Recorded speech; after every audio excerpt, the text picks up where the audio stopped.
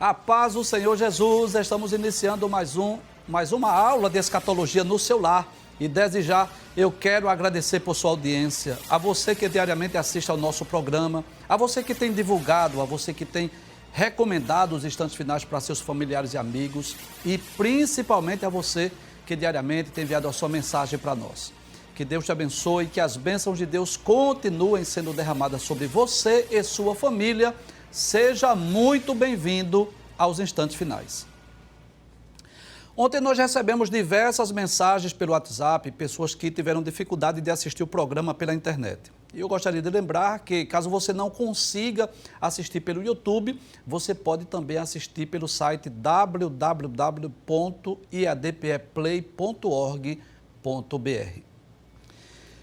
Se você está acompanhando os instantes finais, você sabe que nós estamos estudando sobre o Tribunal de Cristo, que será o primeiro evento escatológico que ocorrerá após o arrebatamento da igreja. Ontem nós estudamos sobre o seguinte tema: quem terá direito ao galardão no Tribunal de Cristo? E nós vimos aí, que aqueles que estão aqui na terra fazendo a obra de Deus receberão galardão. Então eu gostaria de relembrar o que foi que vimos ontem. Vamos relembrar? Eu vou pedir para ampliar a tela para que você possa recapitular, tá certo? Então, quem é que terá direito ao galardão de Cristo? Nós vimos isso ontem. Primeiro, aqueles que forem perseguidos por amor a Cristo. Em segundo lugar, aqueles que hospedam ou recebem os servos de Deus. Jesus falou isso, que aquele que recebe um profeta, ele vai receber galardão de profeta. Aquele que dá um copo de água ao justo, aquele que está fazendo a obra de Deus, também receberá o seu galardão. Em terceiro lugar, aqueles que fazem o bem aos seus inimigos. E nós explicamos ontem essa ilustração, essa imagem dessas duas crianças, um judeu e um árabe, mas estão de braços dados. Então Jesus disse que nós devemos amar os nossos inimigos e que seria grande o nosso galardão lá nos céus. Em quarto lugar, nós vimos que terá direito ao galardão aqueles que fizerem boas obras, Obras de prata, de ouro, de pedras preciosas, obras que visam glorificar, engrandecer a Deus, obras que não são feitas por vaidade pessoal. Em quinto lugar, nós vimos que aqueles que forem perseverantes em meio ao sofrimento. Nós dissemos ontem que o sofrimento faz parte da vida cristã. E aqueles que forem perseverantes receberão o seu galardão. Em sexto lugar, nós vimos aqueles que perseverarem até o fim. O apóstolo João disse, olhai por vós mesmos para que não percamos o que temos ganhado. Antes recebamos o inteiro galardão. Glória a Deus. E em sétimo lugar, aqueles que pregam o evangelho, aqueles que levam as boas novas de salvação, também receberão o seu galardão. Hoje nós vamos estudar sobre o seguinte tema: que galardão será entregue no Tribunal de Cristo? O que é esse galardão? Qual será o galardão que nós vamos receber? É a temática do nosso programa hoje, Então, antes de qualquer coisa, nós gostaríamos, por gentileza, vamos passar a tela, por favor.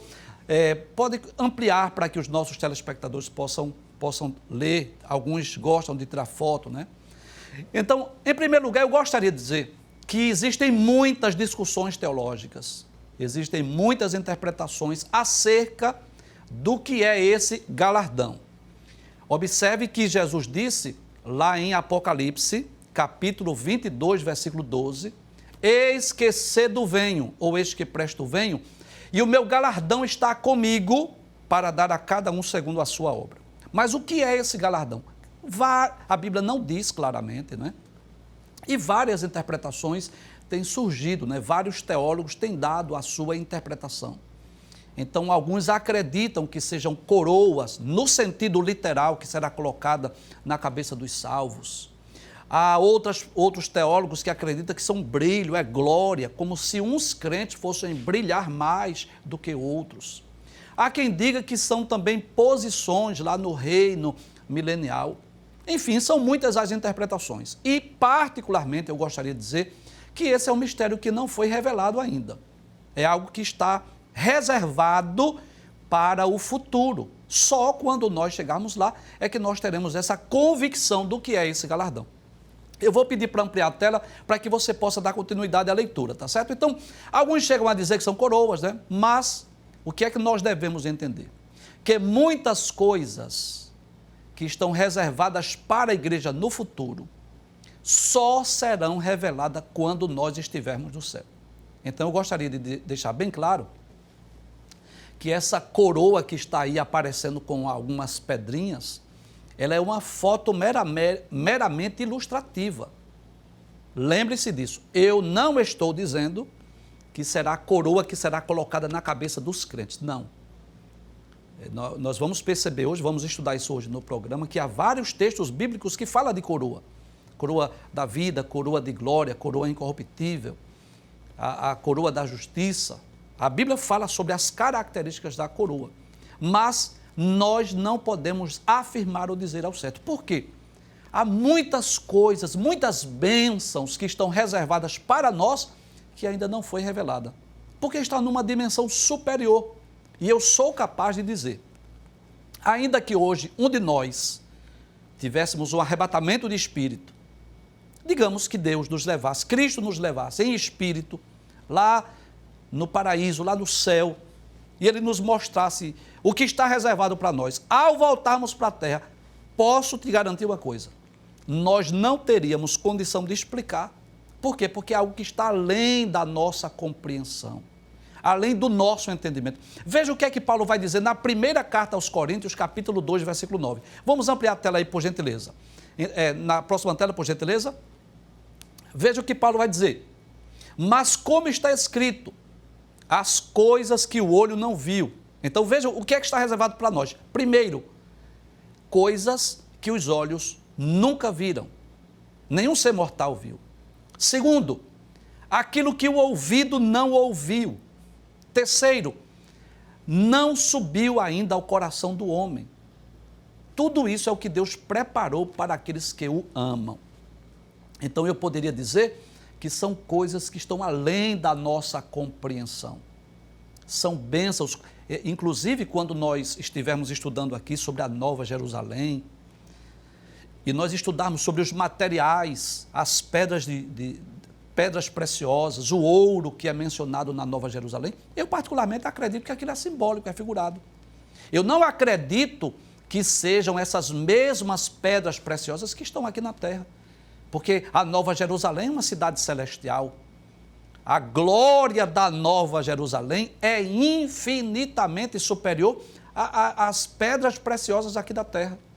E a Bíblia usa essa linguagem figurada, falando de ouro, falando de pedras preciosas, para que nós tenhamos uma ideia, a título apenas de comparação. Mas o que está reservado para os salvos é algo muito glorioso. Mas a sua dúvida continua, não é? O que é que está, que galardão é esse que nós vamos receber no tribunal de Cristo? Bem, eu já respondi aqui dizendo que ninguém sabe ao certo, que existem muitas interpretações, há muitas discussões teológicas. Agora nós, como teólogos, como estudantes da Bíblia, nós temos o direito de optarmos por uma dessas interpretações, não é? Então, eu particularmente, nós acreditamos nisso, que esse galardão serão posições que nós estaremos ocupando durante o reinado milenial de Cristo aqui na Terra. E nós vamos usar dois textos bíblicos para entendermos ou compreendermos melhor. Vou pedir para ampliar, não é? Então, tudo nos leva a crer que são posições ou autoridade, não é, que nós vamos ocupar no reino milenial de Cristo aqui na Terra. Então, esse primeiro texto que está aí na sua tela, depois você pode ler com mais calma o texto completo, é a parábola das 10 minas, onde o Senhor, ele fez uma viagem e ele entregou as minas aos seus servos para que os servos a administrassem. E ao retornar, aquele que havia recebido 5 minas, ele trabalhou, granjeou e entregou 10. Aquele que havia recebido 2, trabalhou, granjeou e entregou 4. E o que é que Jesus estava ensinando ali? Diz assim a palavra de Deus, lá em Lucas, capítulo 19, versículo 17, 19.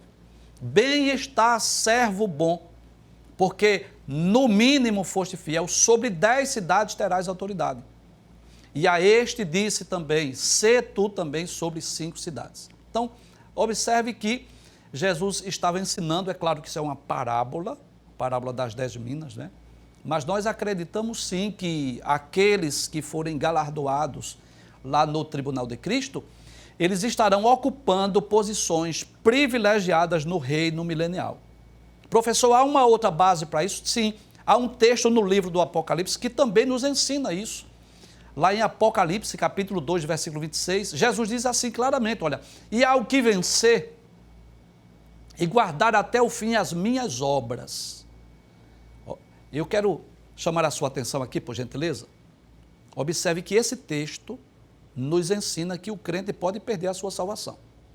Jesus deixa bem claro, ao que vencer e guardar até o fim as minhas obras. Por quê? Porque alguém pode parar no meio do caminho, né? Então, o que é que vai acontecer com essas pessoas? Aquele que vencer, Jesus faz uma promessa. Vamos ampliar a tela? Jesus diz, eu darei poder sobre as nações. Tá certo? Então, eu gostaria de deixar bem claro que essa não é a interpretação do professor Givanildo, não. Alguns teólogos defendem isso. Eu vou voltar a dizer o que eu disse, o que eu falei no início, né? Há quem diga que é glória, há quem diga que é uma coroa cheia de pedrinhas, e há também alguns teólogos, como por exemplo o pastor Ciro Sanches Ibordi, inclusive é ele que escreve sobre escatologia no livro de Teologia Sistemática Pentecostal da nossa CPAD. Então nós cremos sim que são posições que nós ocuparemos no reino milenial. Como seria isso? Bem, para nós termos uma compreensão melhor, nós podemos entender que os seres angelicais são responsáveis por região. Quando nós lemos o livro de Daniel, lá no capítulo 10, nós percebemos isso, né? Que havia o príncipe da Pérsia, aquele que impediu Daniel trazer, o anjo trazer a resposta a Daniel. Então, Daniel rogou a Miguel, um dos primeiros príncipes, que é aquele responsável pela nação de Israel.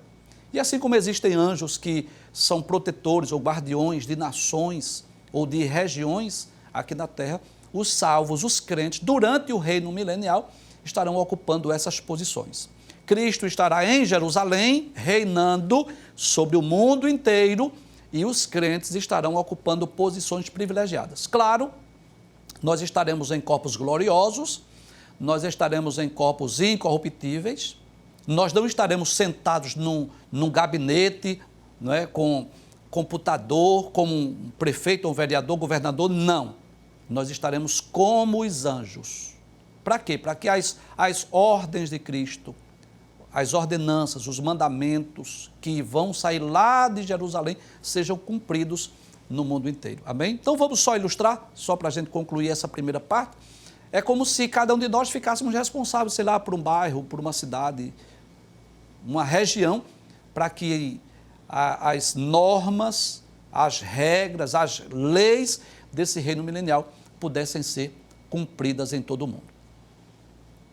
Agora, não resta dúvida, né, que quando nós lemos a Bíblia Sagrada, nós vamos perceber que a Bíblia nos fala sobre coroas, ou por que não dizer, característica dessa coroa que nós vamos receber. E com certeza a Bíblia usa uma linguagem compreensível na época, desde os tempos bíblicos que haviam as competições, onde já haviam Olimpíadas naquela época. E os atletas que iam para aquelas competições, eles ganhavam coroas, eles eram galardoados ali. Então a Bíblia usa essa linguagem figurada, falando de coroas, para que nós possamos entender que o prêmio, que o galardão, que a recompensa que nós vamos receber lá no tribunal de Cristo, não é nada terreno, não é nada físico, mas é algo glorioso. Então nós vamos estudar hoje sobre eu não diria 4 coroas distintas, mas eu diria 4 características dessa coroa, ou desse galardão, ou dessa recompensa que os salvos receberão na ocasião do tribunal de Cristo, tá bem? Eu gostaria de lembrar mais uma vez, você vai perceber aí na imagem que foi preparada pela equipe de artes da Rede Brasil, que essas imagens, elas são meramente ilustrativas, tá certo? Mas não estou com isso dizendo que nós vamos receber literalmente uma coroa para colocarmos em nossas cabeças. Então vamos estudar sobre essas 4 características. Em primeiro lugar, a coroa que nós vamos receber, o galardão, a recompensa, será uma coroa de glória. Então, não será uma coroa dessas aqui terrenas, feitas por mãos humanas, mas será uma coroa de glória. E quando nós pensamos numa coroa de glória, estamos pensando em algo glorioso, algo que está além da compreensão ou do entendimento humano. Qual é a base bíblica? 1 de Pedro, capítulo 5, versículo 4. Pedro vai dizer assim: e quando apareceu o sumo pastor, o que significa esse sumo pastor? Vamos dizer assim, o pastor dos pastores, não é? O pastor principal, o mais importante, esse sumo pastor aí, refere-se a Cristo, claro. Quando Cristo aparecer, é isso que Pedro está nos dizendo, alcançareis o quê? A incorruptível coroa de glória. Então, o galardão, a recompensa que nós vamos receber é algo glorioso, é algo que está além da compreensão humana. Não trata de coisas ou de objetos físicos, terrenos, materiais, mas algo glorioso que está reservado para os salvos no futuro. Em segundo lugar, nós podemos dizer que essa coroa ela será incorruptível. E o que é uma coisa incorruptível? É algo que não pode se corromper, que não se decompõe, que não se estraga, que não perde o brilho, que não perde o valor. É isso que significa algo incorruptível. Uma coroa, ou um galardão, ou uma recompensa que não se pode corromper. Qual é o texto bíblico base? 1 de Coríntios, capítulo 9, versículo 25. Inclusive, esse texto é um texto maravilhoso, onde Paulo está fazendo exatamente essa ilustração de um atleta, de alguém que vai para uma corrida ou para uma luta, que treina, que se esforça, que se abstém de muitas coisas. E veja que coisa maravilhosa Paulo diz. Ele diz que todo aquele que luta, de tudo se abstém, não é? Então, vamos trazer para a nossa realidade hoje. É claro que Paulo estava falando dentro do seu contexto, mas eu quero falar da nossa realidade hoje, né? Um lutador, seja lá de boxe, de UFC, seja lá o que for, ele treina, ele se esforça, ele tem um cuidado tremendo com a sua alimentação, com exercícios físicos. Então, ele se esforça, ele se prepara fisicamente. Um atleta, um lutador, ele faz um esforço tremendo para ir para um ringue, para ir para uma luta, não é? Então, há um esforço físico tremendo, uma preparação física e psicológica para ir para a luta. E Paulo compara a nossa vida com a vida de um atleta, ou a vida de um corredor, de um lutador. Mas ele continua dizendo, vamos abrir a tela? Todo aquele que luta, de tudo se abstém. Aí Paulo diz assim, olha, eles o fazem para alcançar uma coroa corruptível, algo que se corrompe, que pode se decompor, que pode entrar em decomposição. Nós, porém, uma incorruptível. Glória a Deus por isso. Então, a coroa que está reservada para nós, além de ser uma coroa gloriosa, uma coroa de glória, é uma coroa que não se pode corromper, é uma coroa incorruptível, é o que está reservado para os salvos no futuro. Em terceiro lugar, a Bíblia nos fala da coroa da justiça. E eu quero dar uma ênfase aí nessa palavra. O galardão que nós vamos receber será justo. Eu já expliquei aqui essa semana, mas permita-me lembrar mais uma vez. É uma suposição, tá? É uma comparação, uma mera ilustração que eu vou fazer. Então, digamos, é uma suposição que lá nesse galardão, nesse tribunal, digamos que nós recebamos canetas. E tenha canetas de ouro, de prata, de cobre, de plástico, de todo tipo de caneta, não é? Então, quem receber uma caneta de plástico não vai questionar, não vai pensar assim, eu merecia uma caneta melhor, ou eu merecia algo melhor, ou ficar com inveja. Não acredito que isso ocorrerá no tribunal de Cristo. Não haverá ciúme, não haverá inveja. O sentimento de justiça será primordial nessa ocasião. Não vai haver nenhum sentimento de insatisfação. Nós estaremos cientes disso, que quem estará lá é o justo juiz. E ele vai dar a recompensa, o galardão, de acordo com o nosso trabalho, de acordo com as nossas obras, de acordo com o nosso serviço. Nós passamos a semana inteira falando isso, né? Não só levando em conta a quantidade, mas a qualidade do serviço que fizemos para Deus, que fizemos em prol do Evangelho, a forma que nós administramos a nossa diaconia ou a nossa mordomia. Então será uma coroa justa. E eu quero dizer que nessa sociedade que nós vivemos, você sabe disso, que muitas vezes há fraude nas competições, nos campeonatos, você sabe disso, tem fraude, não é?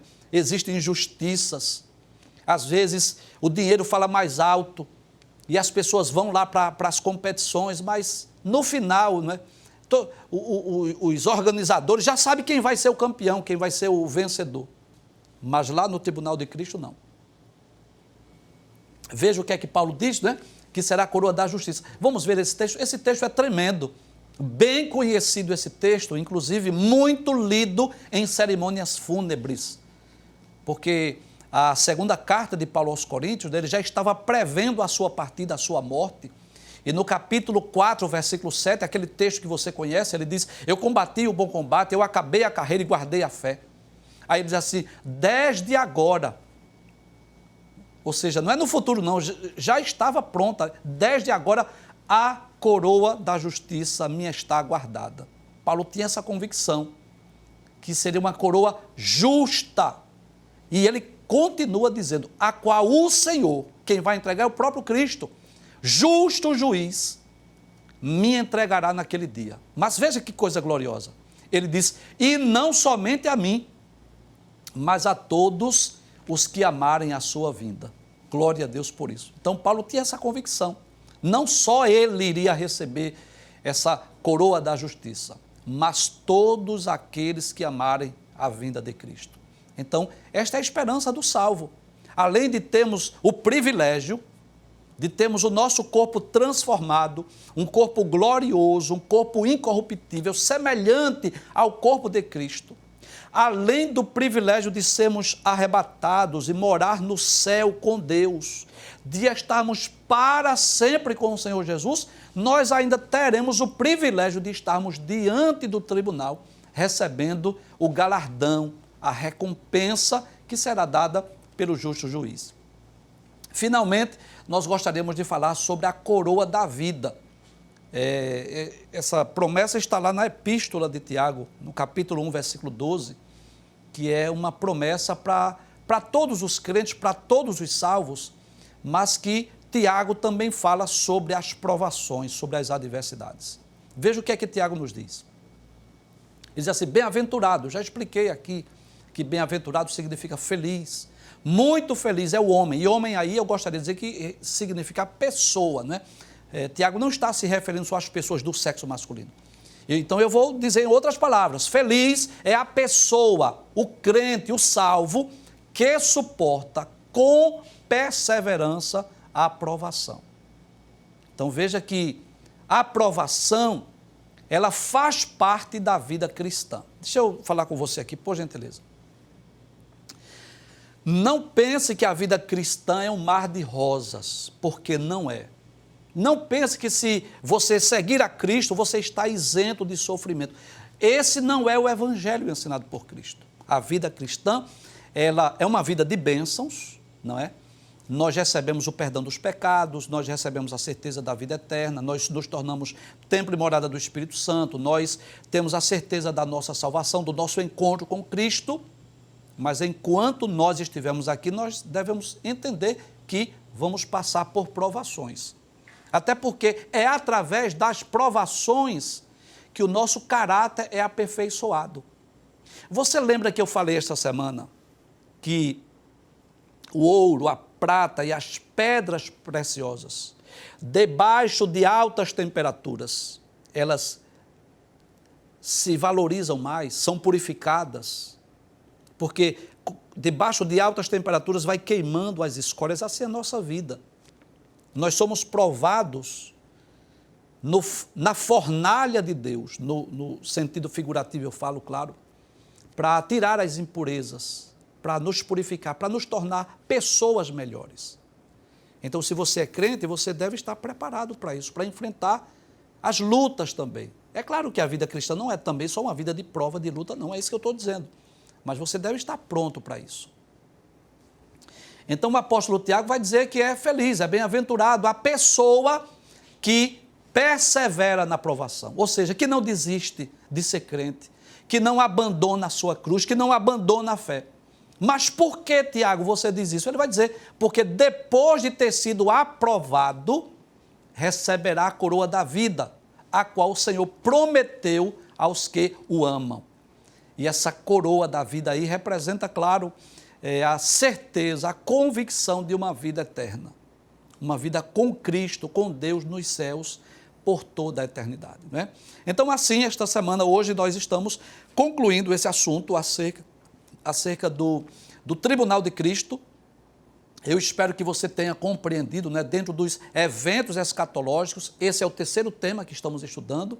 É claro que estudamos outros, sobre a morte, estado intermediário, mas eu digo, dentro daquele mapa escatológico, nós já estudamos sobre a ressurreição dos justos, sobre o arrebatamento da igreja e este terceiro tema que é o Tribunal de Cristo.